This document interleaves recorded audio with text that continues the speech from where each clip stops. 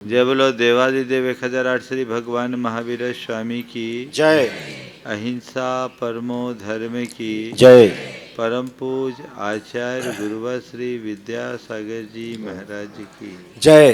हम सबके हृदय सम्राट वात्सल मूर्ति 108 श्री महामुनि प्रमाण सागर जी महाराज की मुनि संघ की। एक बार एक जिज्ञासु सेठ ने किसी संत से पूछा, गुरुदेव, जीवन में धन पैसे का महत्व समझ में आता है,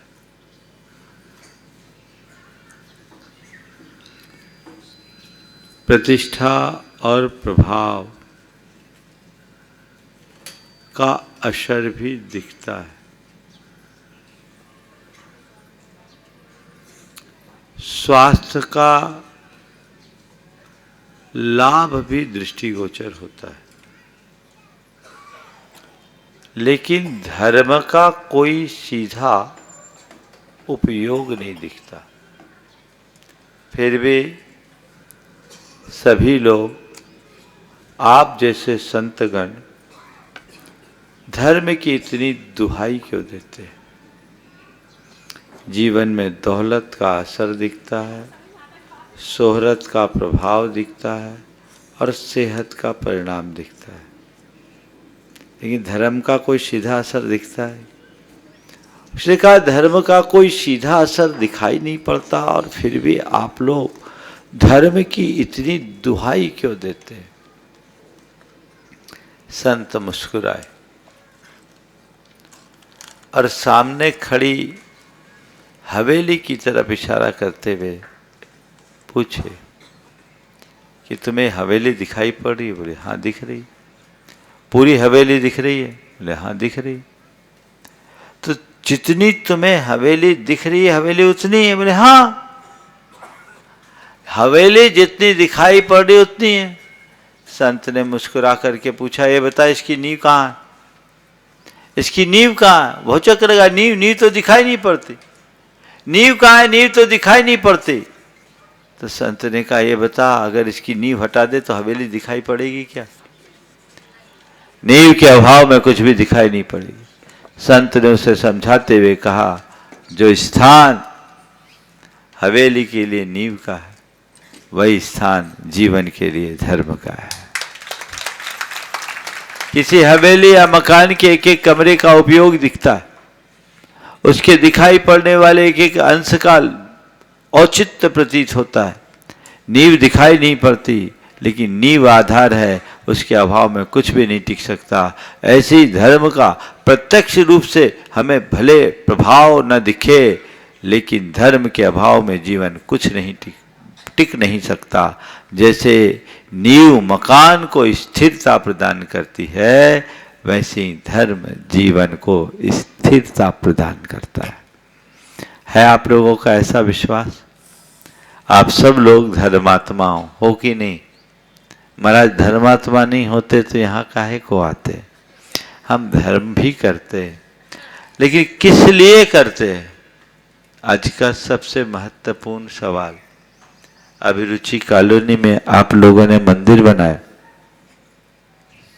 भगवान की प्रतिष्ठा भी हो गई, अब वेदी प्रतिष्ठा के लिए हम लोगों को यहां लेकर आए, है ना? लेकिन ये सब किस लिए? बोलो। हाँ, धर्म के लिए। तो धर्म किस लिए?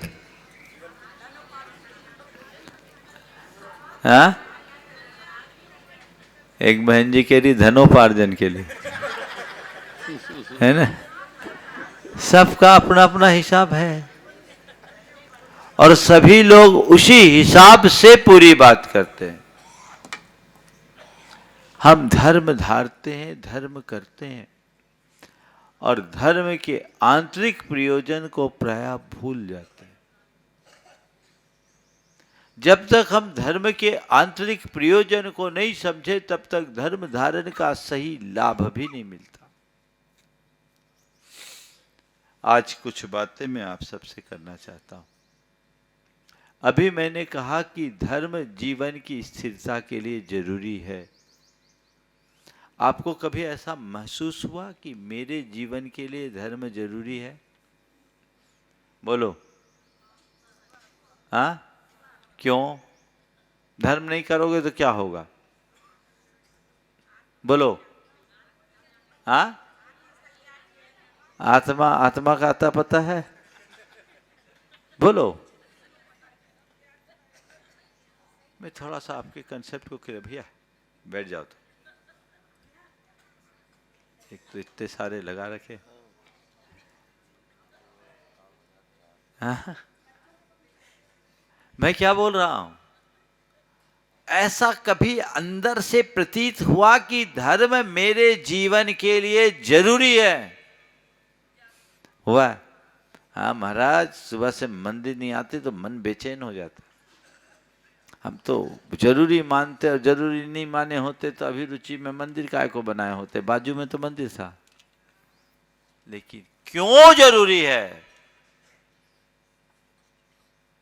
कभी ये सवाल है?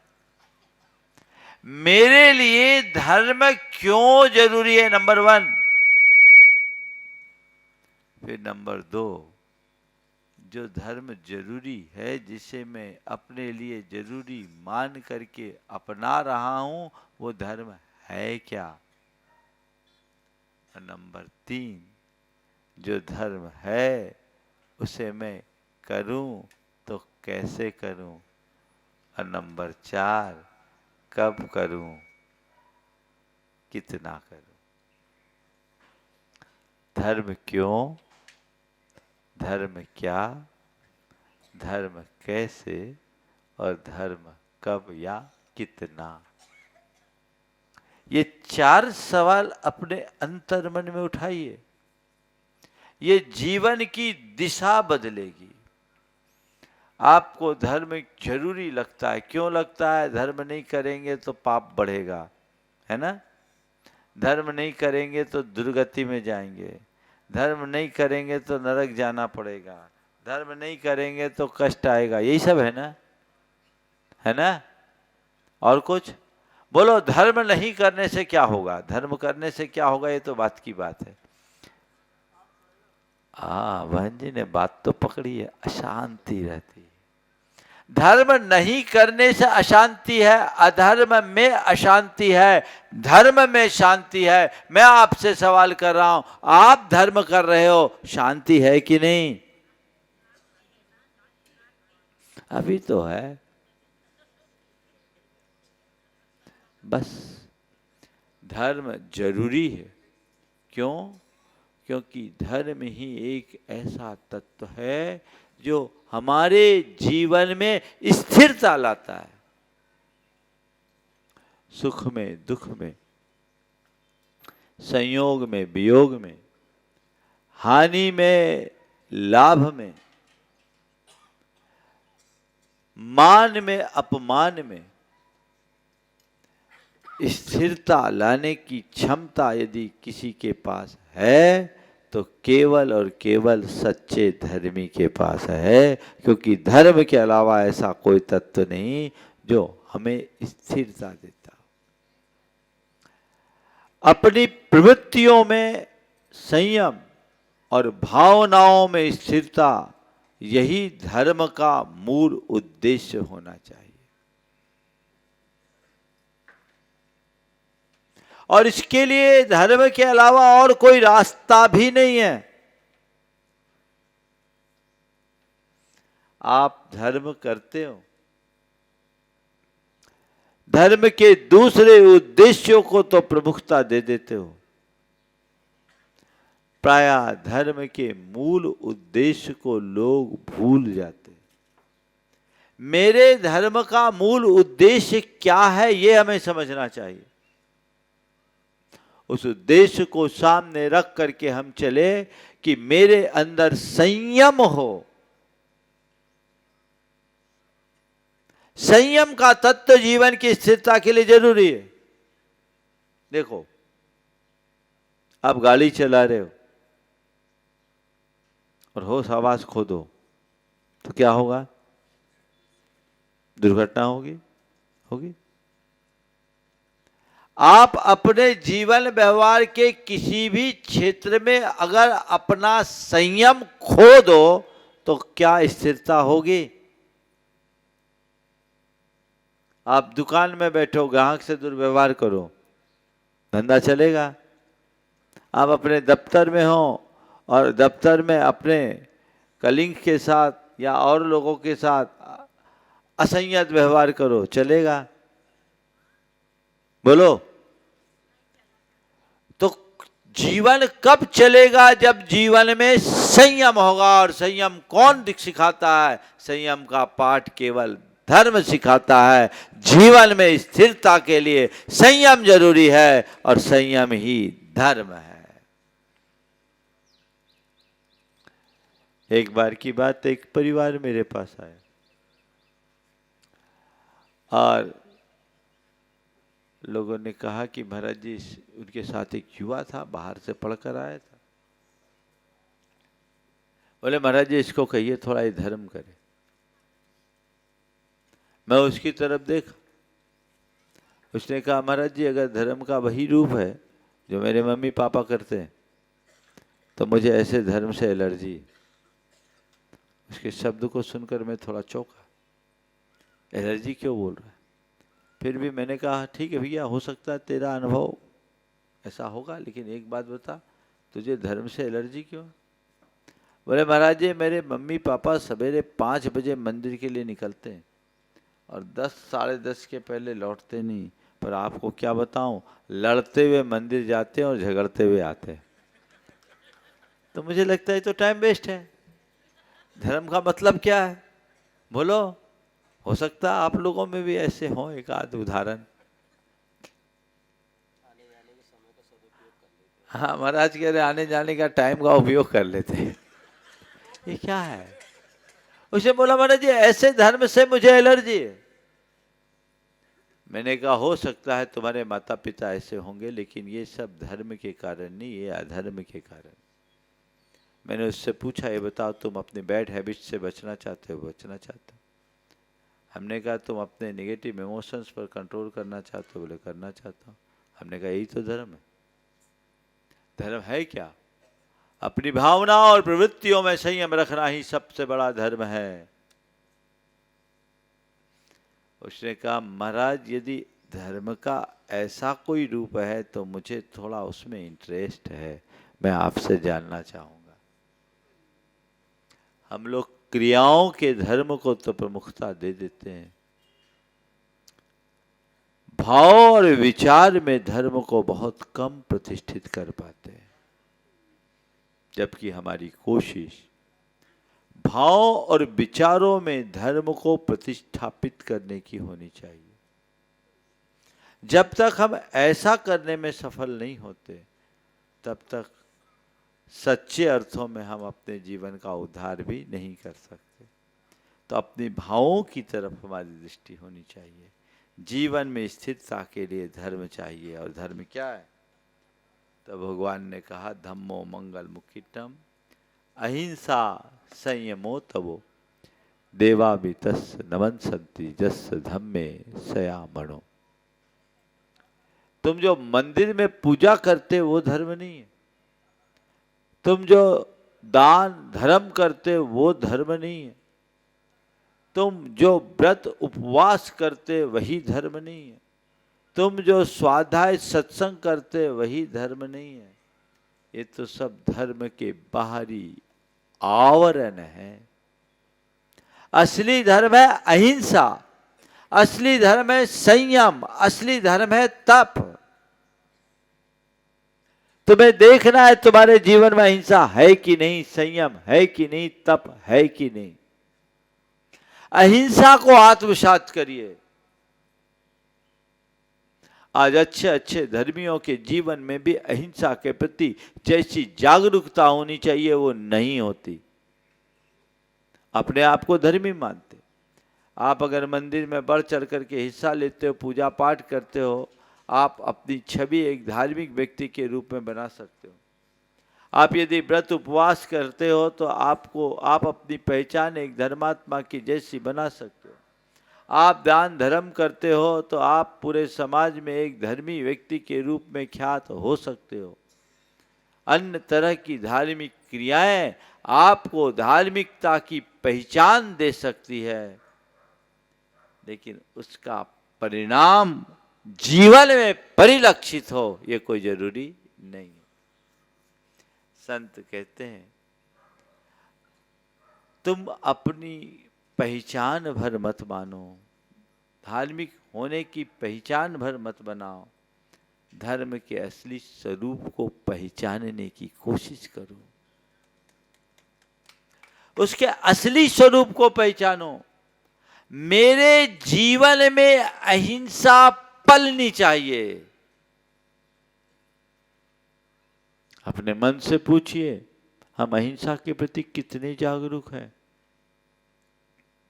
जब कभी भी अहिंसा और हिंसा की बात होगी तो बस ये हमारा खान पान शाकाहारी है, हम अहिंसक हो गए। अच्छी बात है, अहिंसक व्यक्ति शाकाहारी होता है, पर केवल शाकाहारी बन जाने मात्र से आप अहिंसक हो गए ये भूल मत रखना। हमें ये समझना है कि हमारी स्थिति क्या है। हमारे जीवन से हिंसा दूर होनी चाहिए, और हिंसा मन के स्तर पर भी होती है, वचनों के स्तर पर भी होती है, और शरीर के स्तर पर भी होती है। शरीर के स्तर की हिंसा को छोड़ना बहुत ज्यादा कठिन नहीं है, आप लोग सब छोड़े हुए हो प्राय। हालांकि उसमें भी कई लोग अपने खान पान और पहनावों में प्रत्यक्ष हिंसा कर बैठते हैं। आपको चाहिए कि मेरी इस प्रवृत्ति में यदि कहीं भी हिंसा का समावेश हो रहा है तो मैं उसे छोड़ूं, उससे मुक्त हूं, उससे बाहर निकलूं, उससे बचने का प्रयास करूं। ये हमारी जिम्मेदारी होनी चाहिए। आप देखिए आपके खाने पीने में कहाँ हिंसा है, आपके पहनावों में कहाँ हिंसा है, आपके सौंदर्य प्रसाधन में कहाँ हिंसा है।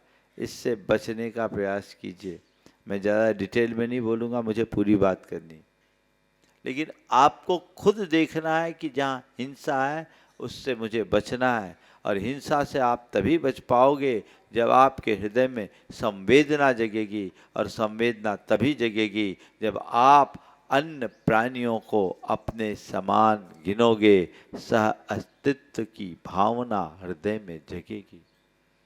हमें अपने प्राण दिखते हैं, औरों के प्राण नहीं दिख पाते। जब हम अपने प्राणों के साथ अन्य प्राणियों के प्राण को देखना शुरू करते हैं तब जीवन की दिशा बदलती। तो अहिंसा की तरफ दृष्टि रखने में शरीर के स्तर की हिंसा से मुझे बचना है क्योंकि मैं धर्मी हूं और अहिंसा मेरा धर्म है। दूसरे क्रम में वचन के स्तर पर होने वाली हिंसा से बचना, इसको बहुत कम लोग ध्यान में रखते हैं। मुख से अपशब्दों का प्रयोग करना, गाली गलौज करना, किसी को जलील करना, किसी को अपमानित करने वाले शब्दों का प्रयोग करना, चाहे जिस पर किसी प्रकार की का आरोप लगा देना, किसी की मुखर आलोचना करना, बोलो ये वाचिक हिंसा है कि नहीं? बोलो, हम कभी इसके प्रति जागरूक रहते हैं? मेरा धर्म हिंसा है तो मेरे वचनों की हिंसा स्वीकार होगी क्या? बोलो। अब आप लोग बोलती सी बंद हो गई, क्या बात है? ये मुझे विचारना चाहिए ना। मैं धर्मी हूं तो मेरे पास धर्म होना चाहिए। देखिए बड़ी विचित्रता है। एक कोई भिखारी आए सामने और उसका परिचय देते हुए कहा जाए ये बड़ा धनी है, तो सोचेगा ये मेरा मजाक उड़ा रहे, है ना? क्यों? भिखारी ये फूटी कौड़ी नहीं, और उसको आप धनी बोल रहे हो तो मजाक ही है ना? और जिस आदमी के हृदय में धर्म ना हो और उसको धर्मी कहो तो सीना फूलता है। बोलो, तुम्हें अभी हम कह दे आप सब बड़े धर्मात्मा हो, अरे महाराज ने तो आज बहुत अच्छा प्रमाण पत्र दे दिया। पर भैया अंदर धर्म हो तभी धर्मात्मा कहलाने का मजा है। अगर भीतर धर्म न हो तो धर्मात्मा कहलाने का अर्थ क्या है? क्या बोलो? नहीं है ना? तो मैं यदि अपने आप को धर्मी मानता हूं तो मुझे मेरे भीतर अपने धर्म को बचा के रखने की जरूरत है। तो मुझे जागरूकता रखनी है वाचिक स्तर पर धर्मी बने रहने के लिए। मुख से कभी अपशब्द नहीं बोलेंगे, कर्कश कठोर शब्द नहीं कहेंगे, अप्रिय कटुक कठोर शब्द नहीं कोई मुख से कहा करे। ये हम अपेक्षा रखते कि हमसे कोई अप्रिय ना बोले, हमसे कोई कड़वा ना बोले, हमसे कोई कठोरता से ना बोले, ऐसा रखते हैं ना हम अपेक्षा। पर हम ये क्यों भूल जाते कि सामने वाला भी हमसे यही अपेक्षा रखता है? बोलो, ये क्यों भूल जाते हैं? जब तक मनुष्य वचनों से होने वाली हिंसा के प्रति जागरूक नहीं होगा तब तक उसकी भाषा में संयम नहीं आ सकता।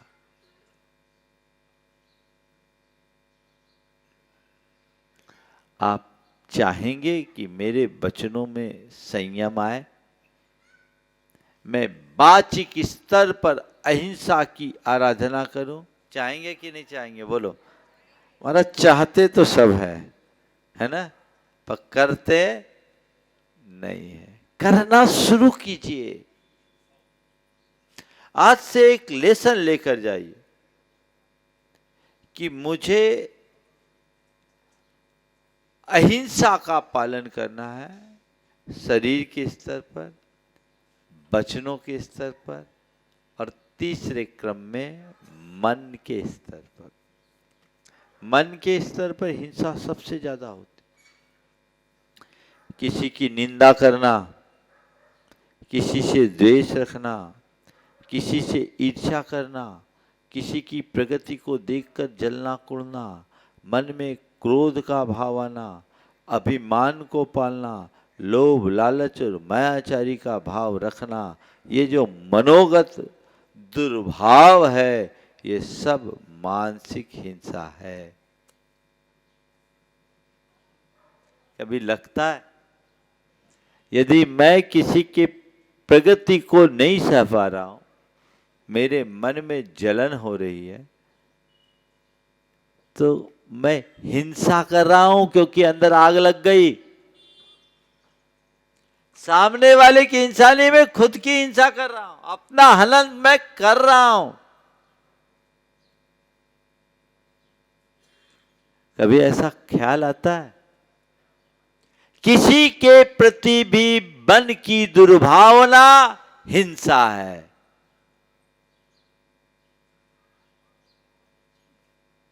बोलिए, अच्छे भाव ज्यादा रहते हैं या बुरे भाव? हाँ, अगर आदमी के मन की पोल खोल लेना तो जिसको आप अपना मानते हो ना वही सबसे बड़ा दुश्मन निकलेगा। हाँ? सबसे बड़ा दुश्मन वही निकलेगा। एक दूसरे के प्रति विचारधारा बड़े विकृत है।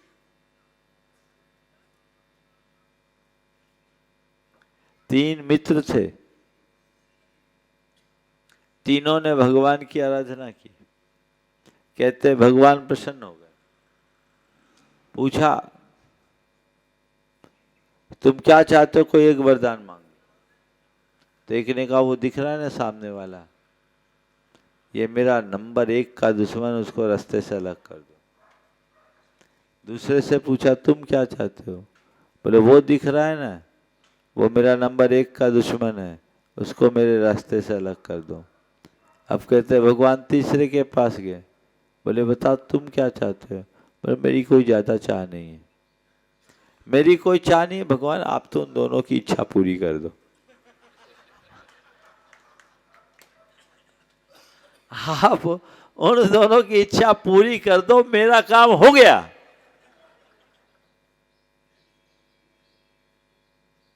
बड़ी बुरी हालत है। ये हमारे अंदर की मनोदशा का उदाहरण है। देख दूसरों की प्रगति को कभी न ईर्ष्या भाव धरू। आप लोग बोलते हैं के स्तर पर और शरीर के स्तर पर होनी चाहिए।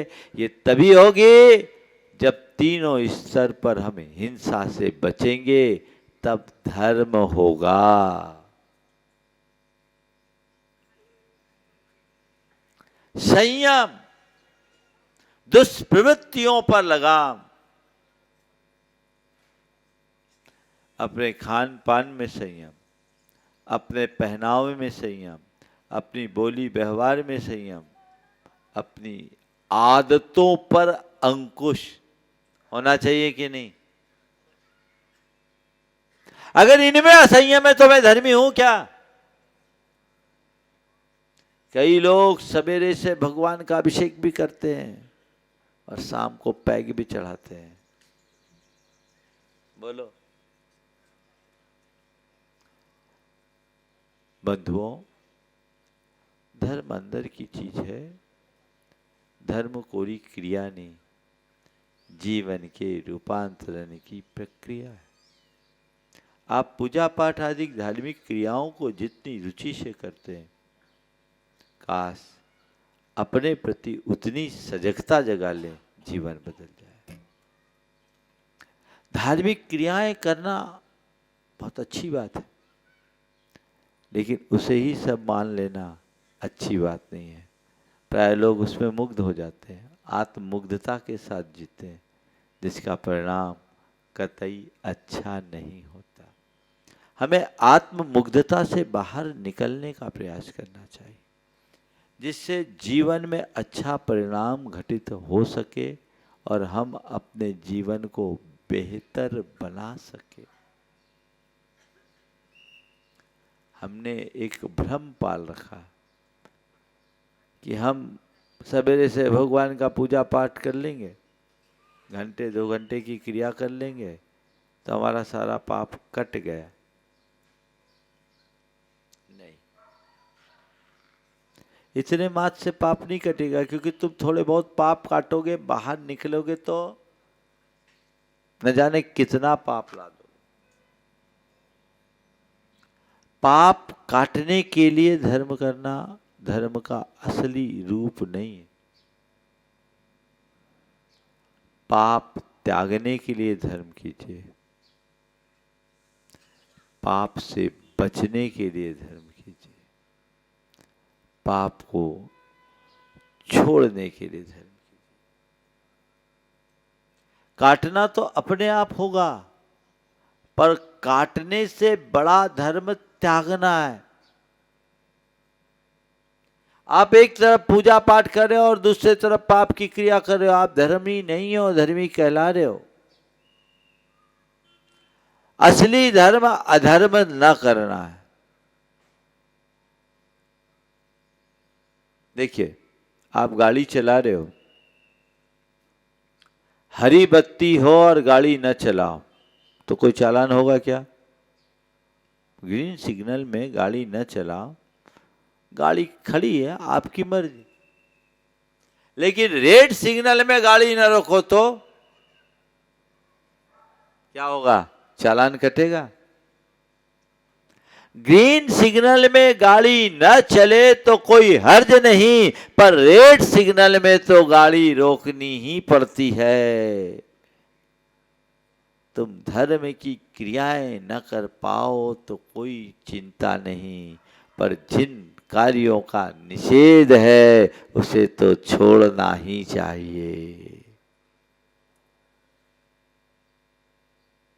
इतनी सी बात मन में बिठाल दो। देखो जीवन कितना चमत्कृत होता है, किस कदर सुधरता है, व्यापक बदलाव घटित हो सकता है। तो अहिंसामय जीवन हो, संयममय जीवन हो, तपमय जीवन हो, तब जीवन में धर्म होगा। और ऐसा धर्म जीवन से जुड़ता है, तभी हम अपने जीवन को बेहतर बना सकते। तो धर्म क्या आपने समझ लिया? धर्म कैसे करो? अंतर मन से जुड़ करके करे, अपने अंतरंग के भावों के साथ करे। और कब करे?